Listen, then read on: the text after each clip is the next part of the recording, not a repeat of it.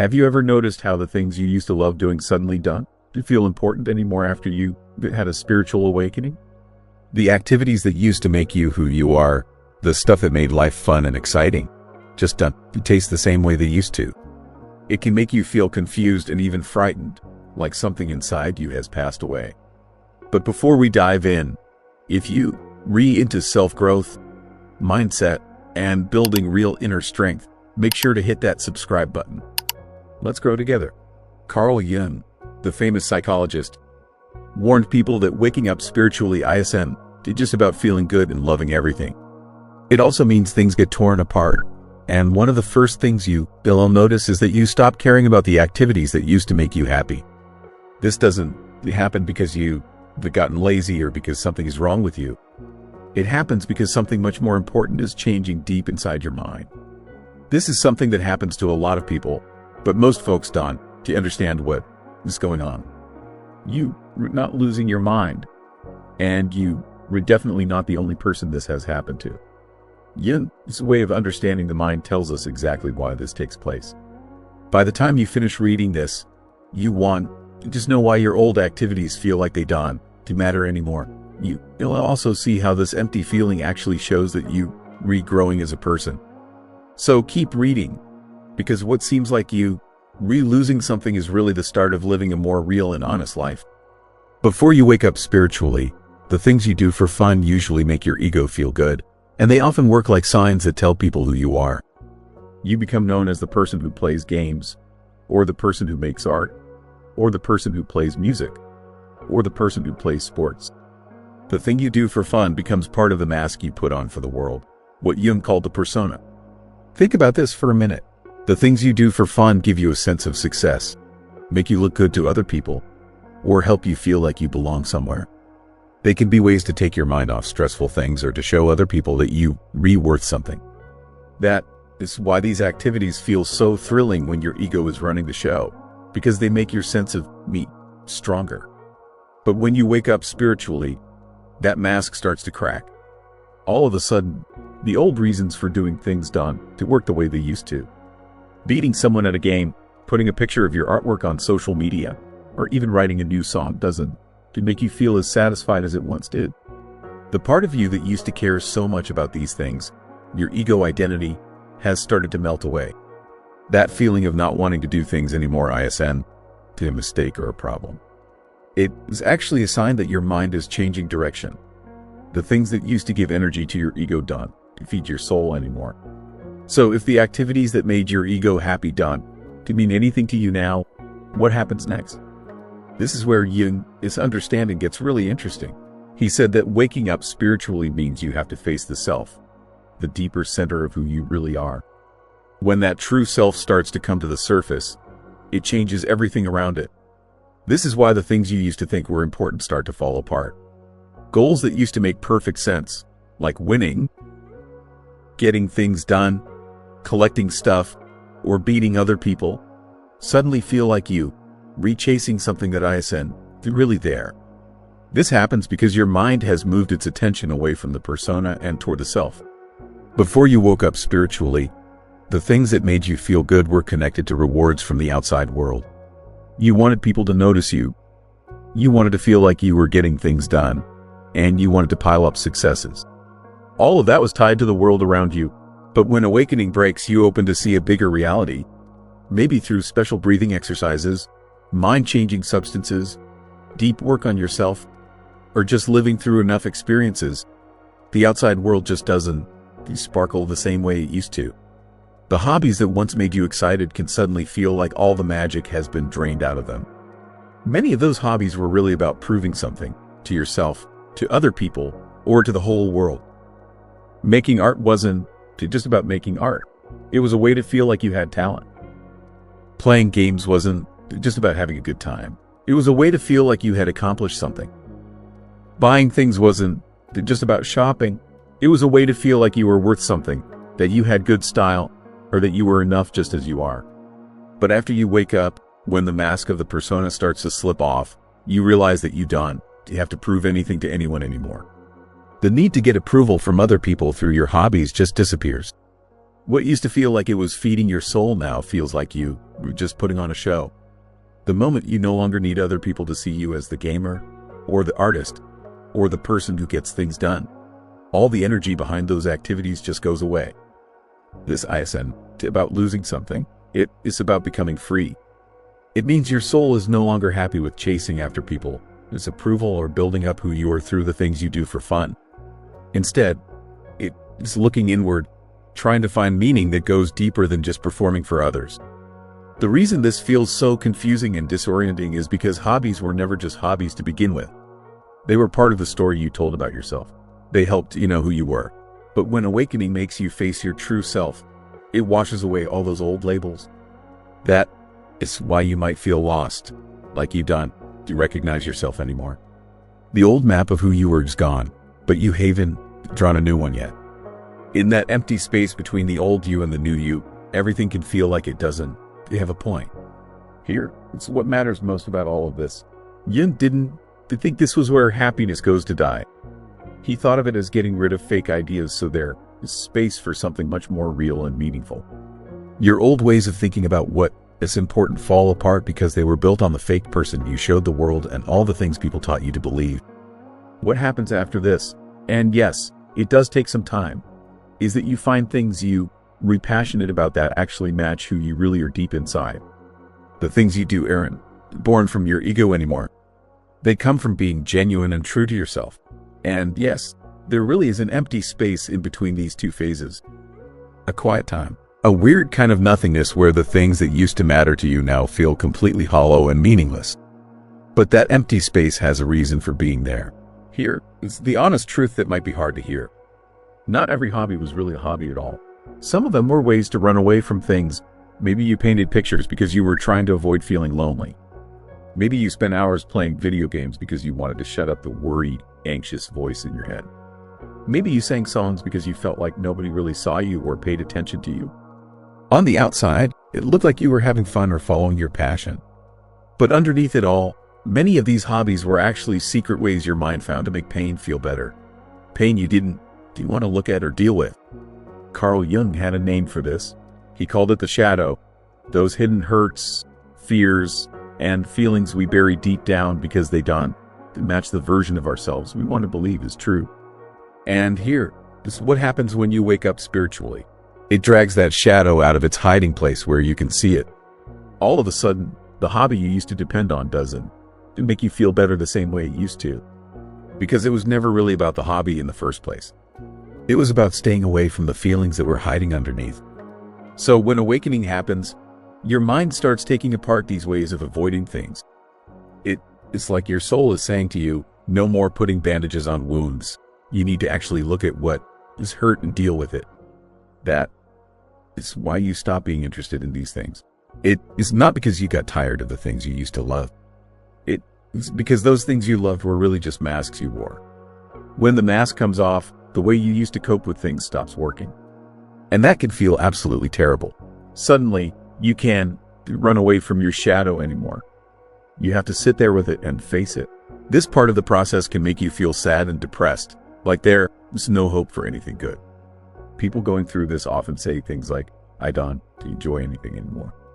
What is wrong with me? But Jung's way of understanding the mind says there's nothing wrong with you at all.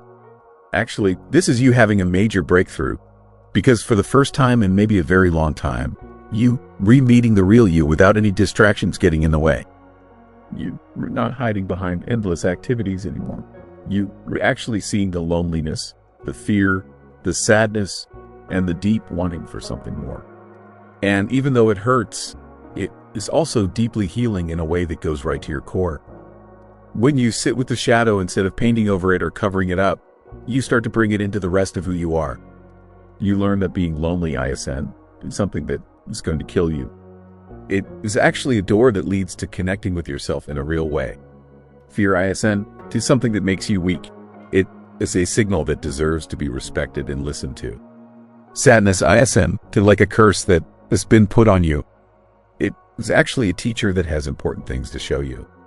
Having to face the ways you used to escape feels like you losing a part of yourself. But what is really happening is you losing the thin cover that was hiding the truth. And here is where this gets even deeper and more meaningful. This stage where you lose interest in your hobbies, where you have to face the empty space, and where you meet your shadow ISN to just some side trip you have to take. It's part of what people who study spiritual things call the dark night of the soul. The dark night ISN. About feeling hopeless just for the sake of feeling hopeless. It's about taking apart the fake ideas that used to hold your life together and give it structure. Jung would say it's when the old way your mind was organized falls apart completely.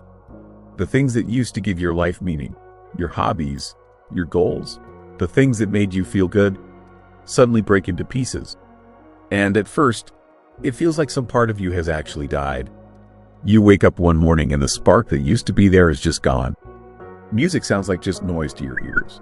Painting feels like you forcing yourself to do something you don't want to do. Drawing feels like you're just doing the same thing over and over again without any point. Shopping feels like there's no reason to do it at all. Even life itself seems like someone took all the color out of it and left everything gray and dull. But here is the secret that most people don't know. This death of meaning ISN to an ending at all. It is actually a holy and sacred change from one thing to another. When the old version of yourself melts away, your mind enters a space that is in between things, caught somewhere between who you used to be and who you were in the process of becoming. The hobbies belong to the old you. They were connected to the persona, that mask you wore. And when that mask falls off, those hobbies don't fit you anymore. That is why everything feels dead and lifeless. It is not because life doesn't have any meaning. It's because the old system that used to give things meaning has broken down completely. You make yourself go back to the way things were. You can put the mask back on and pretend it still fits. Jung said this process was like alchemy, the old practice of trying to turn basic metals into gold. Your mind has to go through what Jung called a negretto, which means a blackening, a melting down, a complete dissolving, before anything fresh and new can be created. The dark night of the soul is this psychological blackening process. It's like burning away all the stuff that doesn't help you anymore so that new gold can come out of the ashes. Even though it feels incredibly painful, this empty space actually has an important job to do. It strips away all the fake reasons you had for doing things. It makes you sit there with quiet, with emptiness, with nothing you need to prove to anyone and nothing you can hide behind anymore. It teaches you a really important lesson, that you are not the things you do for fun. You are not the things you accomplished in your life. You are not the different roles you played for other people. When everything outside of you stops having meaning, you get invited to touch something much deeper. The very foundation of what it means to exist. Jung would call this the self, but not the ego version of yourself that needs other people to tell you good enough. This is the deeper version of yourself that just exists, period. And from that deep foundation, new kinds of meaning will eventually start to grow like plants. But this time, they want to be driven by your ego. They'll all be driven by your soul. Jung called this whole process individuation, which means becoming your true self, complete and not split into different pieces. Losing your old hobbies ISN to where creativity goes to die. It is like clearing out a field so that real, genuine creativity can have room to grow. Maybe painting will come back into your life, but not as a way to prove to everyone how talented you are. Instead, it becomes like meditation. Maybe music will return, but not to show off what you can do. Instead, it becomes a way to express what is in your soul. New things you are passionate about might show up, like gardening, writing, or walking out in nature, things you never thought you'd be interested in before. These aren't hobbies in the old way you used to think about hobbies. They are not ways to escape from reality. They are ways to express who you really are deep down inside. When individuation starts happening, your happiness changes from doing things to achieve something into doing things just to be yourself. The activity itself becomes something that feeds you, not a mask you wear for other people. So what would Jung tell you to do if you were stuck here in this empty space, feeling sad about losing the things you used to be passionate about? First, be patient with the emptiness. Don't try to force your old hobbies back into your life when they don't feel right anymore. Let yourself feel the emptiness. It is part of how this whole thing works. Second, try out new ways to express yourself. Give journaling a try, or walking outside in nature, or sitting in silence, or trying types of art you've never explored before. Let your deeper self be your guide.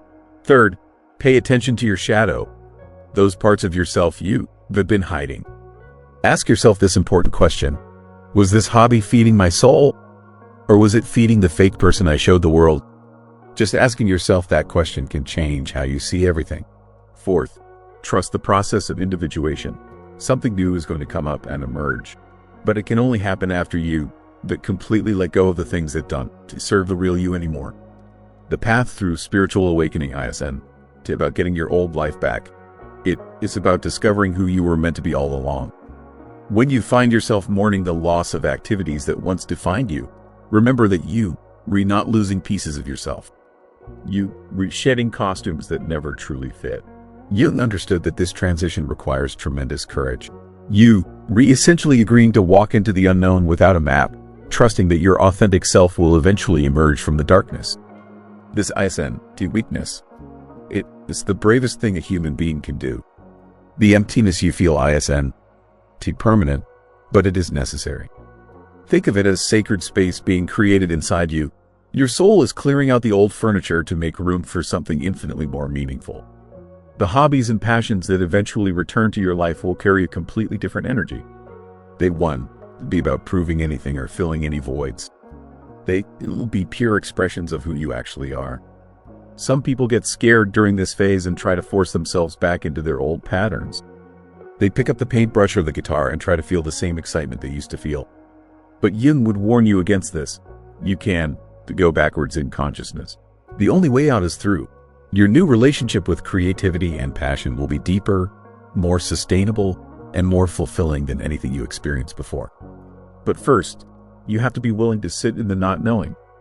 You have to be willing to be nobody for a while so you can discover who you really are. This process doesn't happen on your timeline. It happens on the soul's timeline. Some people move through it in months. Others take years. There is no rushing it, and there is definitely no skipping it. The empty space between your old self and your true self is holy ground. When new interests finally do emerge, and they will, you recognize them immediately. They won't feel like you were trying to fill time or prove something. They will feel like coming home to yourself. They will feel like breathing after holding your breath for years. Trust the process. Trust the emptiness. Trust that your authentic self is worth the wait. Your soul knows what it is doing, even when your mind doesn't. To understand, the dark night always leads to dawn, but only if you stop fighting the darkness and learn to rest in it instead. If you are going through this stage right now, please remember that you are not the only person dealing with this. Thousands of people who are on this same spiritual path are feeling the exact same emptiness, the exact same feeling of losing meaning in their lives. So let's turn this into a conversation between all of us. What passion or hobby did you lose after you had your spiritual awakening? And what do you feel like is trying to be born and grow in the place where that old thing used to be? Put your thoughts in the comments section.